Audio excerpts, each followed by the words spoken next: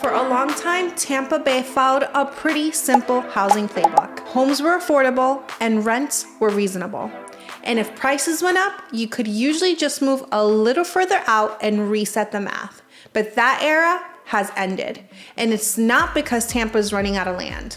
What's actually happening is that Tampa Bay has gone through a permanent reset. Prices and rents jumped so fast from 2020 to 2022 that even with some recent cooling, the market is no longer the cheap Florida it used to be. Today, the market is more balanced, buyers have more leverage, homes are taking longer to sell, but affordability hasn't really come back, especially once you factor in insurance, transportation, and local incomes.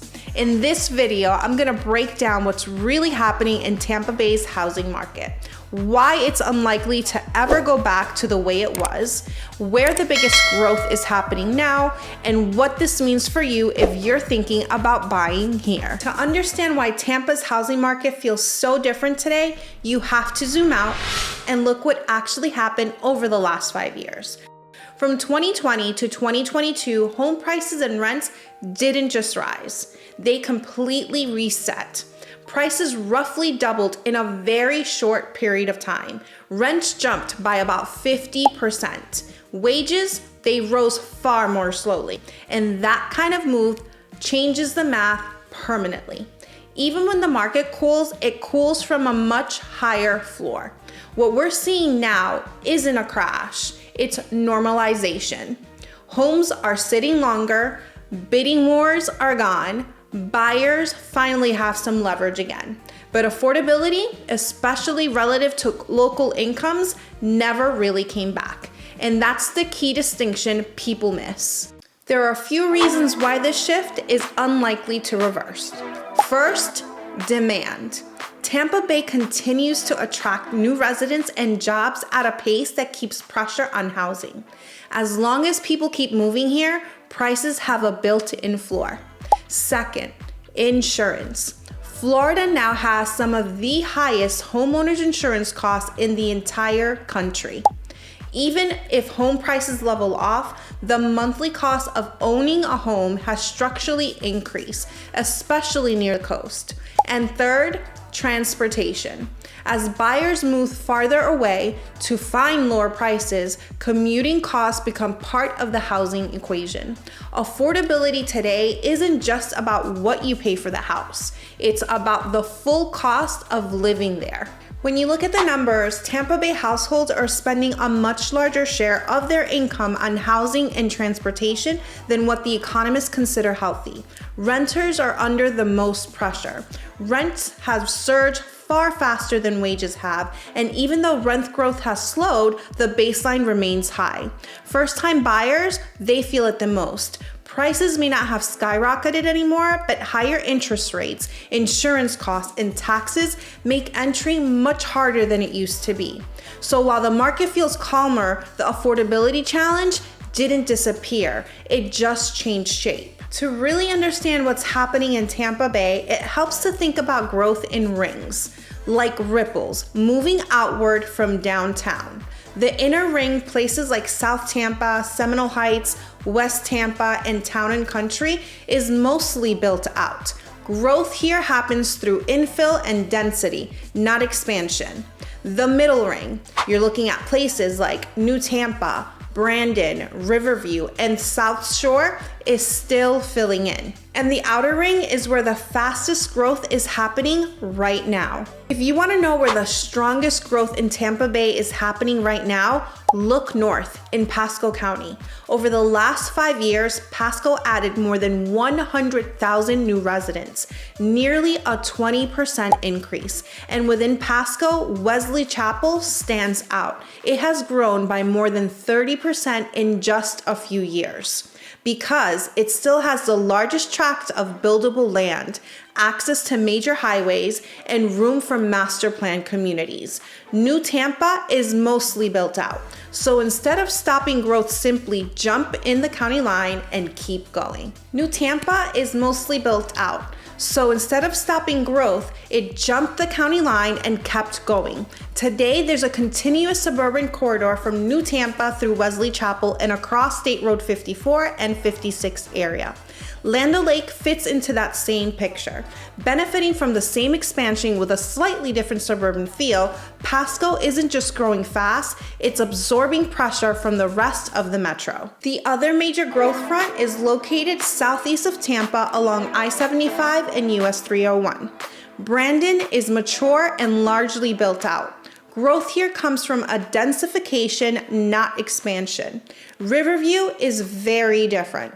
Its population has nearly doubled since 2010, driven by buyers looking for newer homes with access to Tampa jobs. Farther south in Southshore, places like Apollo Beach, Ruskin, and Waimama, large master communities continue to expand rapidly. This corridor trades longer commutes for newer housing, and it has become one of Tampa's primary pressure valves. Tampa's growth doesn't stop at the county line. Along I-75 South in Manatee County has become one of the fastest growing parts of the region. Lakewood Ranch is a major driver of that growth. It's a massive master plan community designed as a self-contained hub with jobs, schools, and amenities, not just a bedroom suburb. East Manatee areas like Parish are now seeing a similar expansion, as Tampa Bay functions more and more like a multi-county metro. So what does this all mean for buyers right now? If you're moving here from out of state, Tampa Bay can still feel affordable compared to where you're coming from. But assuming old Florida pricing still exists anywhere is a mistake. For local buyers, affordability is about choosing trade-offs: location, commute, insurance, and lifestyle. Buyers do have more leverage than they did during the pandemic years, but prices aren't going back to 2019 levels, and renters remain under pressure. High rent makes saving for a down payment harder than ever. The old Tampa playbook doesn't work anymore, so here's what's gonna replace it. Stop chasing the last boom. Follow infrastructure, not hype. Think in total monthly costs, not just price. Tampa Bay is no longer one market, it's many sub-markets, and the buyers who win aren't timing the market, they're understanding it. Before we wrap up, I want to address the biggest question I know this video is going to create. Because whenever you talk about price doubling, affordability getting tighter, and growth shifting, the same questions always pop up. So let's go through them one by one. Should I buy now or should I wait? This is the number one question, and here's the honest answer. If you're waiting for Tampa Bay to go back to 2019 prices, you're probably gonna be waiting for a very long time. But that doesn't mean everyone should rush out and buy today either. What matters most right now isn't timing the market, is whether the numbers work for your situation. And you plan to stay put for several years, waiting for a perfect moment usually backfires. On the flip side, if buying today would stretch you too thin, waiting and staying flexible can absolutely make sense. This market rewards preparation and not panic.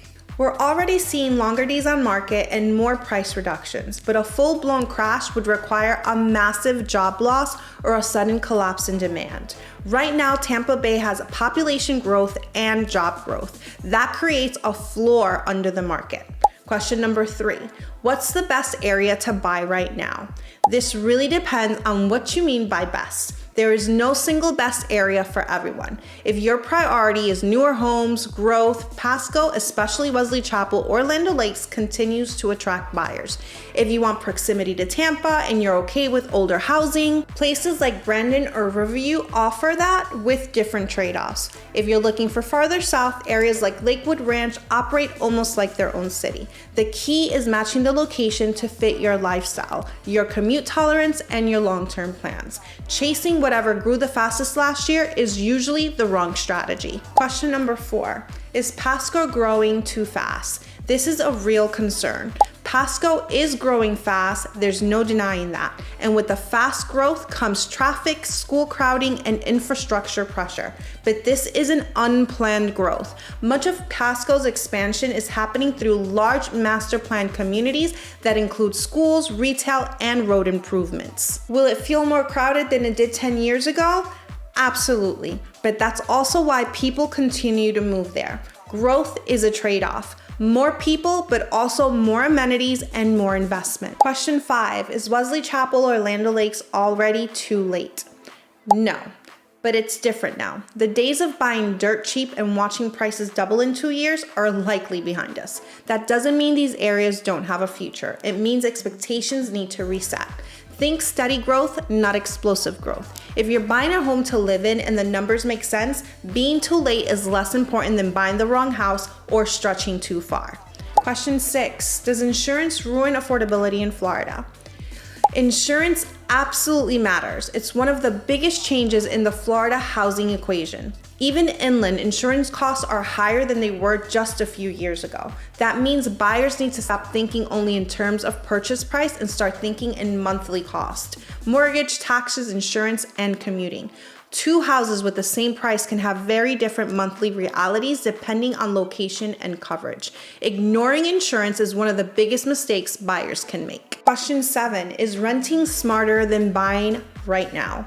This one really depends on time horizon. In the short term, renting can offer flexibility at a lower upfront risk, but rents in Tampa are historically high and rent increases happen fast. Buying always isn't cheaper month to month, but it does give you long-term stability. For many people, the decision isn't about which is cheaper today, it's about control versus flexibility. Neither choice is wrong as long as it fits your plans. If you have questions I didn't cover here, drop them in the comments. I read them and I use them to shape future videos because Tampa Bay isn't just one market anymore. And the more you understand how it's changing, the better decisions you can make. Tampa Bay isn't broken and it's not crashing, but it has changed. If you're considering a move here and want help thinking through where you fit in this new landscape, our contact information is below. We help people relocate here every single day, and we're happy to talk you through it. And if the breakdown was helpful, please subscribe. We'll keep covering what's really happening in Tampa Bay housing market so you make smarter decisions going forward. Thanks for watching, and we'll see you on the next one.